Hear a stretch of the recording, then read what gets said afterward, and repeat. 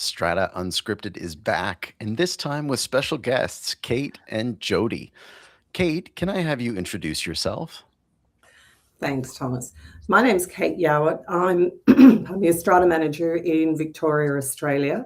I've been a manager for 23 years and a Strata trainer for 18 of those. In my newest venture, I am taking training to the next level, where I am offering training directly to committee members, lot owners, as well as to Strata managers. Fantastic. And Jodi, how about you? Hi, I'm Jodi. I'm the founder of Strata Stories Australia. I am not a Strata manager and I have never been a Strata manager.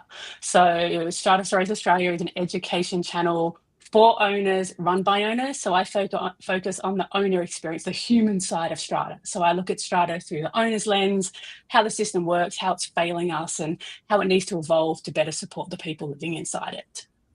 Well, it's 2v2 because Katharine is also a Strata manager.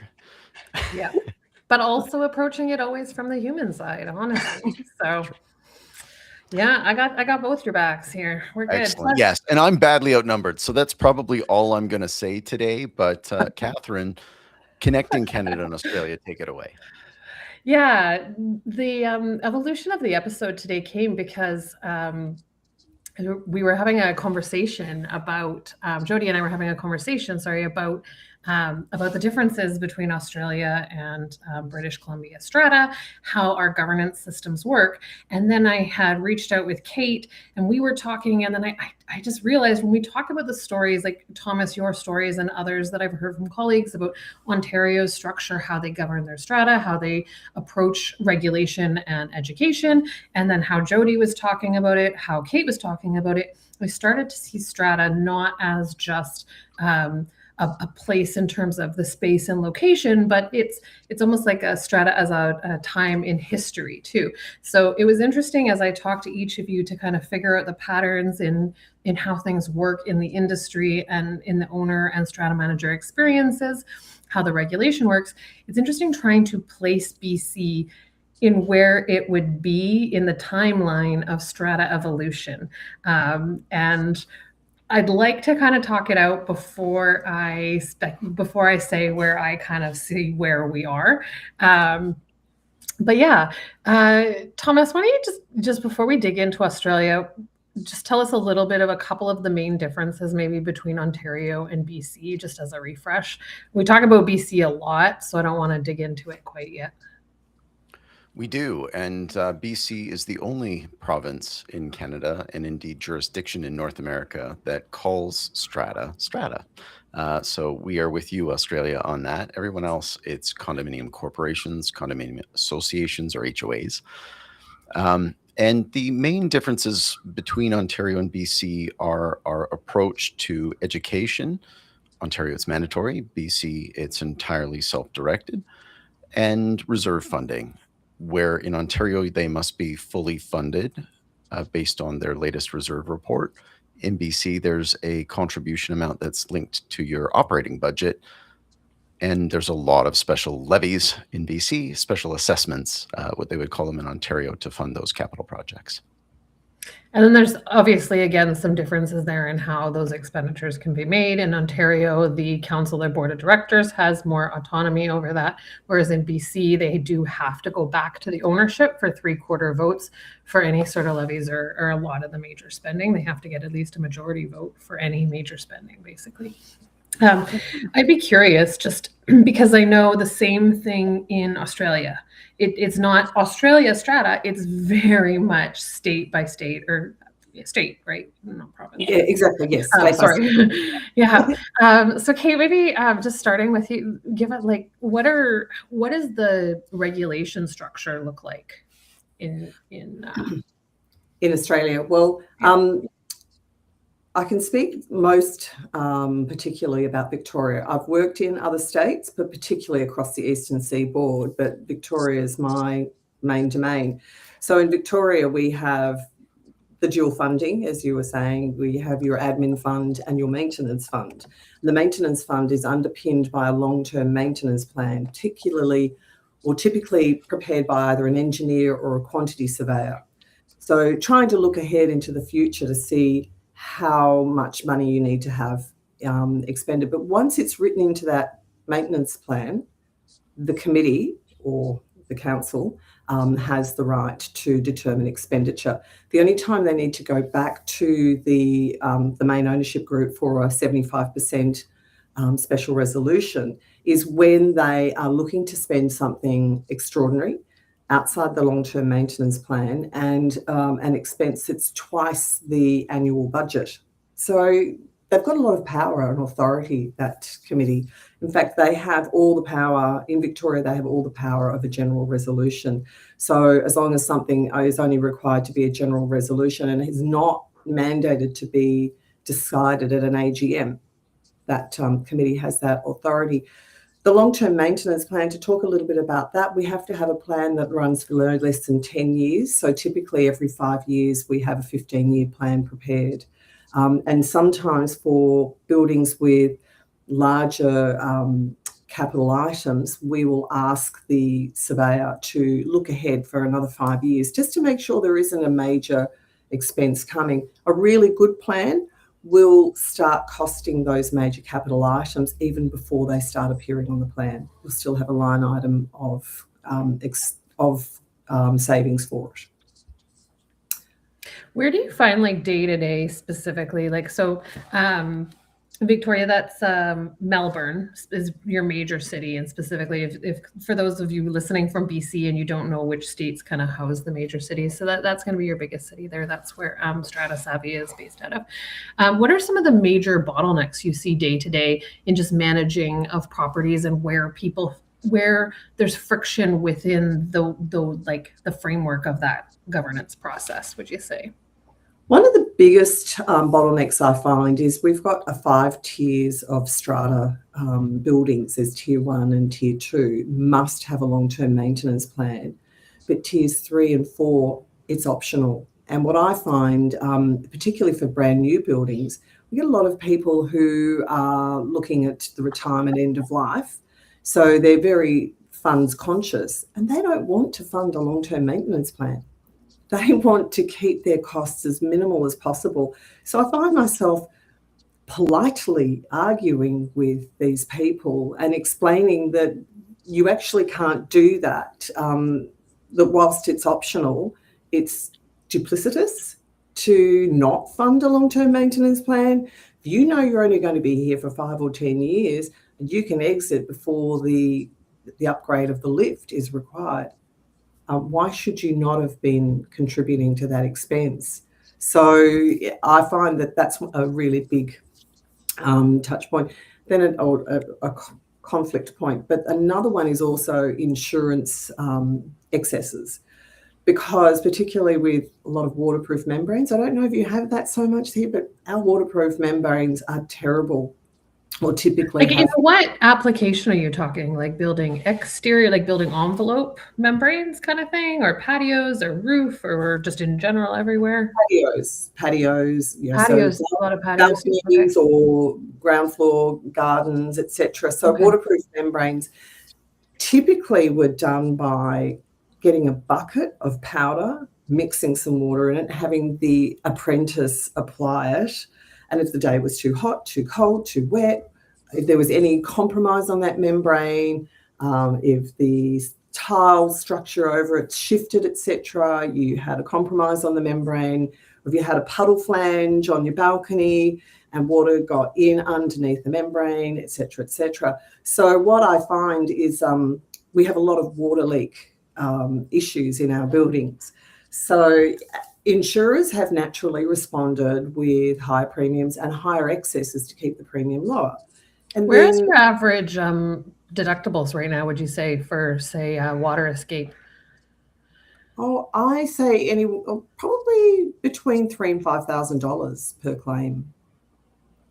Okay. I'm thinking about like, so the way our insurance is structured. So like right now, our deductibles for a water escape claim or multi-unit water escape claim, we're talking like $100,000 right now. It's come down a bit, but 30 to 40,000 is kind of a good average right now. They used to be about in the last 5 years. Now it got crazy. That is next level from here. I've known a couple of buildings to have that. The only building in recent years that I've managed that had $100,000 deductible was for fire, where we had a tobacconist in there. And I don't know if you've heard, there's an awful lot of fire bombings of tobacconist shops in Melbourne. Yeah, so you don't want a tobacconist in your building because your insurance will go up by about 5-fold, and yes, your deductible for fire will be $100,000. So we've gone through trends of that in BC. Like, so it was when it was cannabis was still really commonly used, but not yet decriminalized and not legalized. So those shops, which were literally everywhere, though, created problems for exclusions on insurance for the strata corporations that housed those commercial units. And it would be a fight with the landlord and the strata and the city. And they'd all eventually fine until that would exceed their profit, then they'd shut down, or until the local law enforcement shut down. And now we're seeing the same thing, but with shrooms dispensaries. So now stratas are struggling with their insurance, excluding them for that. Fascinating. Weird trends for different things in different cities at different times. We just didn't know that we're all going through the same journey. But I mean, some of the things you've said, I want to give Jodi a chance to give us an overview too before we dig into some of the themes, because some of the things you're saying, I mean, I have to stop myself from laughing because it's literally conversations of frustrations that I've had over and over with Thomas. So it's so funny. But yeah, why don't we swing over to you, Jodi? So you're in New South Wales, and primarily you're in Sydney specifically, but you guys, all that state also houses Canberra, and Canberra is its own thing. Territory. Sorry. Yes. Okay. Yeah. What other major cities are in that region, just for frame of reference for those who don't know? I mean, I guess the greater Sydney area obviously goes everywhere from Sydney CBD all the way out to Penrith, but yeah, so New South Wales itself, you've got right up and down the coast all the way out. So we do have, some major hubs of strata, so of that dense housing density, apartments. So, we do have our CBD, we then go out Parramatta, we then go out Penrith, obviously the Illawarra down the coast, then you've got Newcastle up the coast. So we have those big pockets of housing density that is obviously larger strata living community areas. So I think in line with what Kate said, yes, New South Wales operates in the same financial structure. So we have an administration fund and we have a capital works fund is what we call it here. And yes, we do the same. We call it a capital works plan document put together that obviously outlines, a estimate of what the, costs for capital works maintenance should be over the next 10 years. But that is really just a guide, because as Kate said here, owners get to choose what they spend money on and what they don't. So different to what Kate has said, here in New South Wales, we actually vote at an AGM the amount of money that the committee can spend without having to get owners' vote. So obviously that varies, depending how much influence the committee probably has at an AGM, depends how large that number is that gets approved. So it always comes down to, is this above that threshold? Do we have to go to a general meeting to get this voted by the owners corporation? But as Kate said, you can have the plan and you can have a committee that wants to abide by that capital works plan. But at the end of the day, owners it's not they don't want to spend money. I don't believe that that's true. If they understood the impact of not spending the money, I truly believe they would. But at the end of the day, you are asking unqualified, unknowledgeable people to make a decision on should they spend money on something they can't understand the impact of not spending it on. We're human. Strata is human. It's driven by human beings. And sometimes those human beings want to pay their other bills and they don't. And if they have to rob Strata a little bit to pay their electricity bill, that's exactly what they're going to do, because they know that if they don't pay their electricity bill, the electricity will get cut off, but they don't know that if they don't save enough money for the elevator replacement in 25 years, they're going to get a massive special levy. So humans make human decisions based on what they comprehend the outcome of that decision to be. So, yeah, it's a big problem here. Before Katharine jumps in with a question, I'm just going to say that our studies typically are more than 10 to 15 years. They're 25 or 30 years, depending on where you are in North America. So they capture longer life issues, and that helps to get a sense of what's going to be required when. It can be wildly but inaccurate, the tendency though, to be honest. people to minimize their contributions, 100% that is they a are problem. wildly inaccurate, but and But I in think 30 years, how can they possibly not be wildly and that's right. They are I really, it resonated with me when you described how you do every 5 years, but it only is for like the next 15, maybe 20. Like that to me feels reasonable. My question was just listening to what you were saying, Jodi, and especially from the owner experiences. I've had that comment said to me so many times. Oh, well, Strata gal, it's just that education doesn't matter. It's just because my council and my Strata specifically just has some specifically bad people, and that's the problem. And it just makes me laugh because I'm like, that's always the problem then. If that's the case, we're all just bad people in every bad strata then, because you all say the same thing. So with that in mind, like, what does the education for owners look like in your state? And if you could like wave a magic wand, what would you want for them instead? Or is it yeah, so I think from my experience to date, there really isn't education. There is a lot of, so there's a lot of information out there. So if you Google something, you're going to find a lot of articles. They're not very helpful. They're very information heavy. And if you don't understand enough about Strata, it's just words on a page. So there is a lot of information. There is not a lot of education. And I believe they're two different things. So education, the outcome of education is supposed to be comprehension. The outcome of information is being able to say you have that information. So here, there's a lot of information available. There is obviously each strata management company can run their own personal education nights and all those sorts of things, and they do happen. But again, you're being educated by the people who sometimes you might not feel have your best interest at heart. So I don't think it always lands really well. It's true. They don't all have a director of education. Who cares? You know what I mean? And I think that the biggest thing is, yes, we now have mandatory committee training coming in. It's not here yet. As an owner, all I know is it's coming. I keep hearing about it on social media, but that's about it. Who's developing it?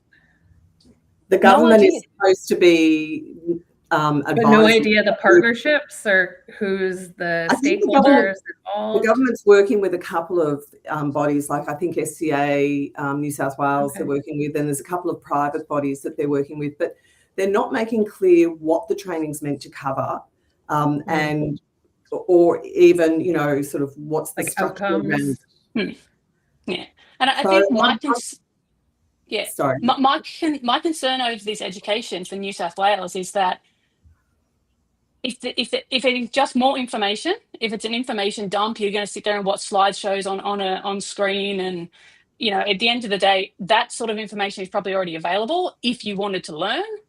So it's one of those things that it's going to have to be in a format that really helps drive understanding and comprehension. But I also am skeptical on the full impact because, again, Strata is human. So at the end of the day, if you don't want to do the best thing by your owner's corporation as a committee member, all the training in the world won't change that, right? So that's human behavior. That's not knowledge and understanding.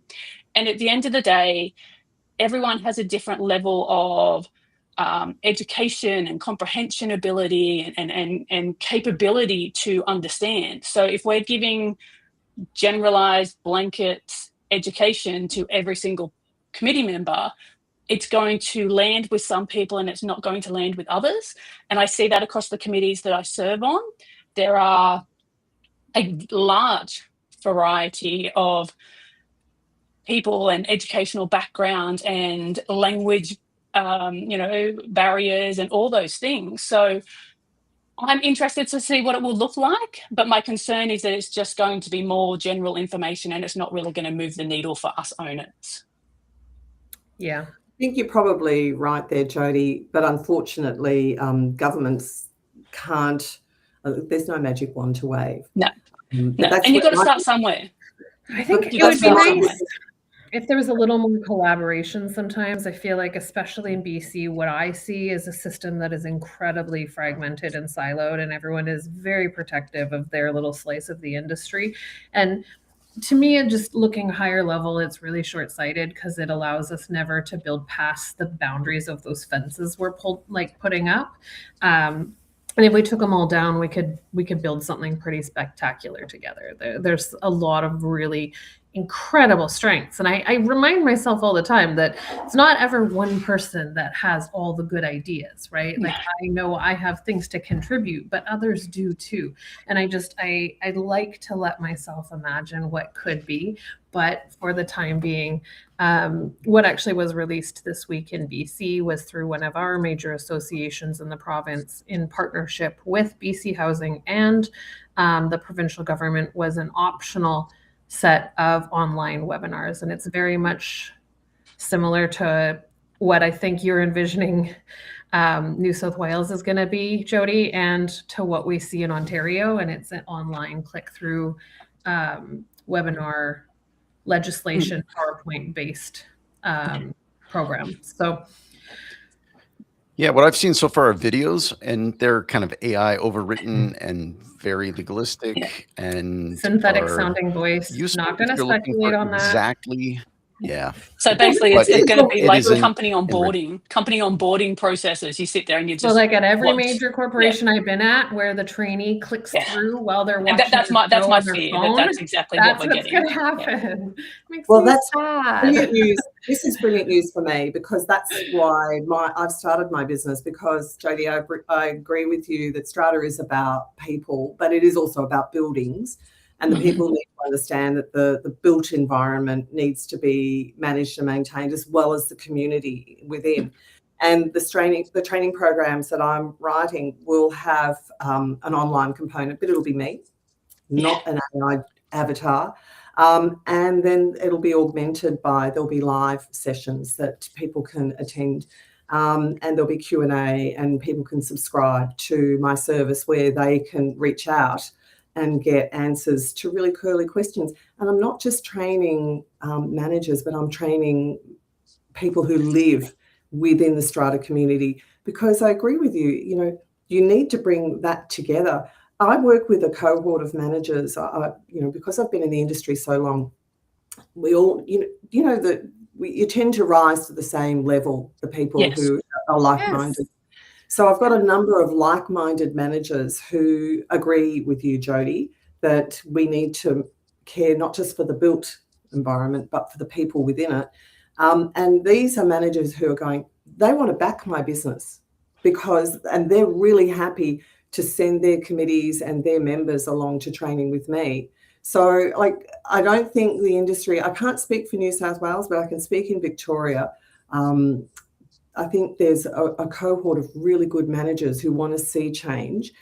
They're just busy earning a living and don't have the skill set that I have. I've been very blessed, for 18 years to be able to train people. And the people who've come and done my courses have said, I've learned more in one day with you, Kate, than I did in the whole Cert 4 that they have to do. When we were having our call a while back, Kate, I couldn't help but think how much you're so much the Australian version of what I'm doing here in BC. And we got so excited talking about educational concepts, because exactly what you're trying to create in Australia is what I'm trying to create here in BC. And that was also my thought too, when I was watching what's unfolding here in BC, is I thought, well, great, that's fine. I'm still going to have business, because that's nothing to do with how I do my trading. So fine. Yeah. Great. So we've talked about SCA a couple times. Just putting a little bit of a pin in kind of the education stuff, I'd love to talk about how, because SCA is massive. This is a national organization that has like state branches, and it is the major association for the strata industry in Australia. And there's been some tumultuous years of transition and growth over the last like 5 to 7 years. And I'd love to hear your perspective on what it was like to see on the inside from each of your perspectives of this evolution of this major association. I'll step back for you, Jodi, on this one.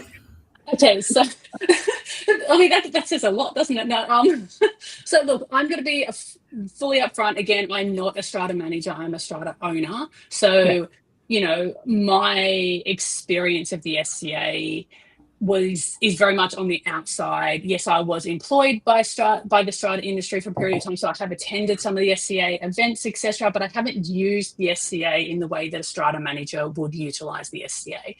What I would say is the SCA is an industry association. It's not an owner advocacy body. So I know on their website, I know they do claim that they're there to support owners as well as managers and suppliers and things like that. However, that's not necessarily how it's experienced as an owner. So their revenue model is industry funded. So naturally, they protect the interest to sustain. And as a business owner, I understand that. It doesn't put my nose out of joint too much because I understand that's the way it is. But commonly, owners feel SCA isn't fully unbiased. You know, they take sponsorship, they have shifting reform positions, you know, depending on pressures from their members who pay membership, but that's business, you know. I do believe that SCA is having an impact on legislation reform. However, that impact and that support is very much to benefit the strata management industry, you know. So yes, there is bias in that, but they're the people that they're representing. So from an owner's perspective, I can see they are being effective. I'm not always happy with what they're pushing for, but they definitely are actively trying to facilitate that reform push. Yes, definitely. I see. Look, SCA, I think has lost its way a little bit. In that, you're right, Jodi. It's very much an industry body, but it's I think it's a little bit too governed by certain sectors of the industry body, particularly franchise models. And that's where we see, there's this big push for minimal management fees, but lots and lots of additional fees. And that comes from the franchise model, because when you're a franchise owner, you pay your commission to the franchisor on the basis of your management fees. So you want to minimise that, to minimise what you pay out. And you want to maximise your earnings in other ways. I don't agree with that. I do still manage a few properties as favours for our past clients, and also to keep my hand in. And my business model is very, very clear. I have an all-in fee. I don't charge insurance commissions. This is the management fee. I don't charge disbursements, et cetera, et cetera. This is your management fee. And if I need to charge anything extra where I've had to do something really extraordinary to fix up mistakes of past managers, I'll negotiate that with the committee. I say, you can do this, or I can do it for you, and here's the fee. And they will say yes, or they'll say no.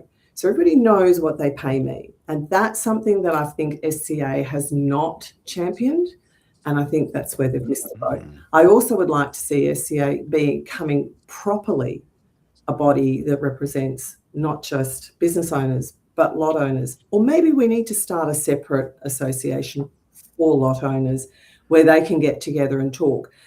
But that said, those lot owners need to come to the conversation with a measure of education, because we can't continue to see this dichotomy of the big bad strata manager versus the poor little lot owner, because the big bad strata manager is just trying to manage the community and its requirements under the law, reflecting the needs of the community. They've got to work together.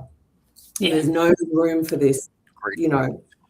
We've had a user comment here about BC strata size. Yeah, I love that. I it's love BC. that comment We have a because very large. I gotta say, Yes. I'm gonna debunk this right now. Sure, at least half or more of the 34,000 strata units or strata corporations in BC are like fourplexes or less, so they're quite small. However, from the mouths of the CMHC and all the regulators and the insurance company and Van City, the little guys take just as much work as the big guys, so we don't really want to deal with you. That is my sentiment on that comment. But I would love to hear from the Victoria model. What is the split when you talked about tiers earlier and different sizes? Is there some of that sentiment that comes through as well, where you're like the smaller stratas have a tendency to believe that the rules don't apply to them, or that they have special granted exemptions, or are there actually exemptions under the law? Because in BC, there's not actually a lot of wiggle room. No, there's no exemptions, but there's different, other than for a long-term maintenance plan, but otherwise they're under the same rules. But smaller strata properties say, oh, well, you know, we don't need anything. You know, I had somebody ring me yesterday and say, oh, you know, we're just 5 lots. You know, what do we need? You know, we don't really need anything. And I thought, you probably have no idea of the politics that run through your strata community. And these properties tend to be the ones that, you know, have a lot of touch points for a small management fee. And they can be concentrate the feelings too. There's deeper blood in smaller stratas. You water it out when you get a bigger one. Exactly, because people relax their expectations in a bigger one. They understand there's a lot of personalities and a lot of different perspectives. But in the smaller ones, that they want to rule the roost. You know, they see it more as my domain. So I find that they are actually quite deeply problematic. And yes, similar to your experience, about 80% of all strata buildings in Victoria are those small buildings. And there's the mindset of, you know, do you have a lot of littles and you can make, you know, a good income out of a lot of littles, or do you go for the bigger ones? Because the bigger ones do come with more complexity, more politics, you know, more scrutiny of what your work is, etc. But, you know, I think there's room for both. But I think there needs to be education at both levels. I think the littles don't realize that there's still a base level of work administratively, financially, but also there's a base level of liability and risk that you take on. 100%. That's what also you're paying for, you know, same as snow removal. The prices aren't just for the actual salt, it's for the snow removal liability insurance a lot of the time, because those operators are paying $150,000 a season for that coverage, if they're doing it properly, to be clear. Yes. Yeah, no, I agree with you. Yeah. But sorry, Jodi, I'd love to also hear your perspective on this as well, the multiplex and the division, and if there's any differences in how they're operated. So, I mean, legislatively, no, there isn't. I know here in New South Wales, there was a period of time that a duplex, so just 2 properties together, I don't know if that's what you call it over there, but a duplex here. Yeah. For a while, they were being strata titled. I think that's been changed now. They don't have to be strated, because obviously, you know, it was additional costs just for 2 neighbours to have a joined wall, etc. So I think, you know, that caused some problems, I think, because the fee to manage a 2-lot property was reasonably high, because there was, as you said, there's still a lot of administration, there's still a lot of things to be done.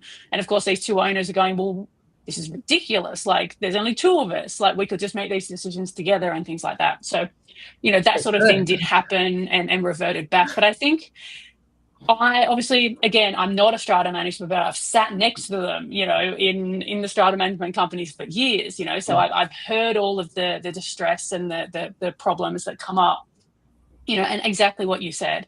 A 4-lot townhouse scheme can be more problematic for a manager than a 140 lot apartment building sometimes, you know, because And again, I pay say way less for that that's 40 it. units. And again, like for me, like strata is human. So at the end of the day, if you've got 140 people who manage to get along and make reasonable decisions together and follow processes and all that, and yet you have this 4-lot townhouse and one person in that complex is just being very problematic, and you know, there's a lot of owner, you know, disharmony, and you know, it might only be 4 people, but they can make a lot of work, you know, because at the end of the day, human behavior, and this is what people don't understand. Strata management, yes, it is governance, and I 100% back that. There's legislation, the strata management, you know, it's governance, administration, all those things, but so much of it is people management. It is human behavior, you know, like I say to people all the time, owners have human reactions to things. We don't have corporate reactions. You know, we have human reactions because it's our home or it's our investment. It's where we've put, you know, a large chunk of our money, right? So we have human personal reactions to things, which means that a strata manager has to actually know how to communicate and how to de-escalate and all of those relationship skills that are based around people management. You know, it's, yes, they are managing a building, but they're managing a owner's corporation, and that could be 100 people. And I don't know if you've seen a kindergarten, you know, classroom at any point. That's only 30 people, and kindergarten teachers struggle. Can you imagine having 100 and something people in a classroom and trying to get them all to learn at the same pace and make the same, you know what I mean? Like strata management is human people management. It is. And it's such a base human need and a dignity, like an essential thing we need. A home, a place to belong, to feel safe in. So when there's extreme conflict, instability, inconsistency in a strata corporation, owners corporation, body corporate, it makes the owners feel insecure in what should be the most secure place that they have in their life. And it's an ugly world out there sometimes. We need to remember, as those of us who are participating in this whole industry of strata, that this is not just profits and finances and machines. This is human dignity, and we need to remind ourselves that in those really hard moments. And also, sorry. I just want to jump in there. And just speak to an experience that I had. I was invited to run the AGM for a really big building in Melbourne that actually self-managed. The committee managed it. They employed an accountant full-time to do all their back-of-house financial stuff. They had a consultant that they worked with to make sure that they were addressing all the governance issues. But their consultant didn't run the AGM particularly well, and the committee members didn't, so they invited me to. And the first AGM that I ran for them, I ran it in 45 minutes. And they looked at me at the end and went, oh my God, but this normally goes for an hour and a half, 2 hours. How did you do that? And we're talking a building of 350 apartments and, really, a high-end building. So there was high expectations. And there was a particular man who heckled every AGM, 100%. And he stood up and he did his usual heckle, and I listened to him and I said, right, well, I think that's something we need to delegate to the committee. So we wrote a delegation to the committee, and then he had another point, and another point, and another point. And each time I listened to him and I said, okay, this is what we're going to do. And then eventually he was satisfied and he sat down and we went on with the meeting. And at the end they said, I can't believe how you managed him. I said, but all he wanted was to be heard. Like, he didn't need solutions there and then, but in the past, people had argued with him and it had blown up into a fracas. Don't do that. People have a right to have an opinion. It's their home, so they can speak. And you delegate it to the committee. We don't need to make a decision right now. The committee can go off and investigate and come back to the next AGM or come back to the ownership group, whatever it is, whatever you delegate it to be. And all of a sudden, that man's not a problem anymore. he feels heard, he feels understood, and he feels like, he's had an impact on a problem in his life. So I agree with you, Jodi, 100%. People matter. We do need to follow protocol. We do need to follow the law. And we can't have meetings fall apart because people have a difference of opinion. People need to respectfully listen to each other and find solutions together. And that's what I'm all about. And I have been for, over 20 years. I'm really passionate about this, that I want to change this dichotomy of manager and lot owner. I really want us to be, have the common goal, harmony in the built environment. Yeah, and I think I say that's this a lot. vision of all of us on the call, actually. I think we all share that. 100%. Yeah, so I do say this a lot, and like I've had a little bit of some comments, DMs, on some of my social content of why do I back strata managers sometimes? Why do I put out a post recently about the burnout rate in strata, and I got a lot of DMs kind of saying, I don't understand why you care about the strata managers. Like, why do you care that they're in a burnout epidemic? Like, you're an owner. And I'm like, because they're not my enemy. I'm like, they're human beings. Like, let's not forget this. These people have families. They're people's son and wife, and you know what I mean? Like, they're people. But also, at the end of the day, you can't, if you want things to be better from an owner experience perspective, you can't only look from one side of the fence, because the change needs to happen on both sides. So at the end of the day, supporting strata managers and getting them what they need to be able to provide me a better service gives me a better owner experience. So yes, I agree with Kate. You can't approach this from one side only. There needs to be more collaboration. There needs to be more understanding of both sides so that we can all move forward to a better experience. So yeah, I totally agree. I like that. You can't really usually make change very effectively by standing on one side and pointing at the other and saying, no, you change first. Yeah. That rarely works. So. I totally agree. So, any final comments, Thomas, to wrap us up? Anything that you took out pattern-wise? We had an earlier comment that was talking about the report issues and funding, and that's a topic of its own, really. But it's interesting to hear that even between Australian states, they have this difference in approach to funding and who gets to make those decisions when.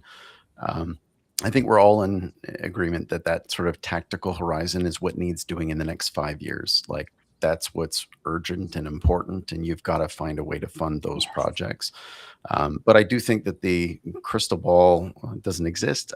Having some sense of when something is going to be up for renewal is helpful. I feel like so. I just wanted to kind of close that loop. I would say that BC is probably behind New South Wales and Ontario, but a little bit ahead of Victoria in terms of education regulation. Not to say that any of the outcomes are really effectively that different ultimately, which is strange. So I feel like there's opportunities in all of these. There was a comment earlier about education in Victoria. Where do we think that's going? Well, they are bringing in a mandatory Cert 4. I'm not really a fan of that Cert 4. I think it's a bit too dry. I think it lacks the human perspective, Jodi, that you were talking to. I think it's very, and I also think that in the method it's delivered, people who come and do the courses that I offer find that, because I have a whiteboard and I go, come on, let's talk this through, let me explain this to you how it really works, et cetera, et cetera. I think that's lacking in the education that they're looking at for Victoria. I would like the government to seriously contemplate committee education that they've not agreed to at this stage. That was a recommendation made by a committee that the government appointed to review our legislation. It was recommended that committee training be included. The government didn't embrace that. So we're going to continue to agitate to have that. I think education is a good thing, but I think, we all agree it's got to be the right education. It's got to be a lot broader. And I think it's got to more be practical. Yes. It's got to be in a way that people come away with that comprehension. I take that really seriously when I have a room full of people in front of me. If people don't walk away understanding what I'm presenting, it's on me. It's not on them, it's on me. It's my obligation to make sure that they understand. And if they don't understand that way, I'll try a different way, and then I'll try a different way, and I'll try a different way. And if they still don't get it, and everyone else in the room has, I'll work with them one-on-one. So, you know. Or maybe they're just a lost Kate, cause. how do they find you? Pick them off the committee. That's it. Someone who's needing this kind of help, Kate, how do they how do find they you? find me? stratasavvy.com.au. So Fantastic. And everyone should tune into what you're doing. Jodi, where do they find you? Yeah, so follow us on best way, follow us on social. So Strata Stories Australia, whether that's on LinkedIn, if you're a Strata professional, you'd like to follow along, or across our Facebook or Instagram accounts. Fantastic. Katharine, any final words? No, thank you so much for tuning in. This has been so much fun. And yeah, thank you for being here today. Thanks for having me.